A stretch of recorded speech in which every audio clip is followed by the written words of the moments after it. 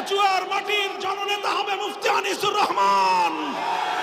সেই হবে দেশের মুক্তিকামী জনতার একমাত্র প্রতিনিধি ইনশাআল্লাহ।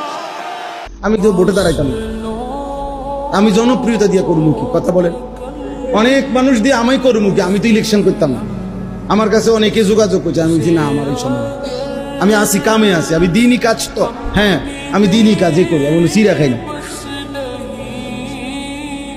দিনই কাজই করতেছি আমি। আপনি যদি ওই দিন একজনকে বলছি যে ভাই আপনি আমার সাথে 3 দিন আমার লগে থাকবেন, আমার খরচে থাকবেন, আমার গাড়িতে থাকবেন, 3 দিনে আমার যদি আপনি 1 ঘন্টা সময় অবসর দেখেন যে এই টাইমটা আমি ফাও গপ মারিয়ে, তাইলে আপনি এই ফাঁকে আমার মার্কাটা ঢুকাবেন। হ্যাঁ হ্যাঁ, আপনি নমিনেশনটা আমার ওই সময় দিবেন, ওই ঘন্টায় দিবেন, যে যে এই মার্কাটা আপনি দিছি এন দিয়া দেখছি যে আপনার হুজুর 3:30 থেকে 4টা এই টাইমটা আপনার কি আছে, অবসর আছে। কিছু সময় তো আমাকে ঘুমাইতে হবে না নাকি? এটা আমার কাজেরই তো অংশ। কিছু সময় আমাকে নাস্তা করতে হবে, এটা তো আমার কাজেরই কি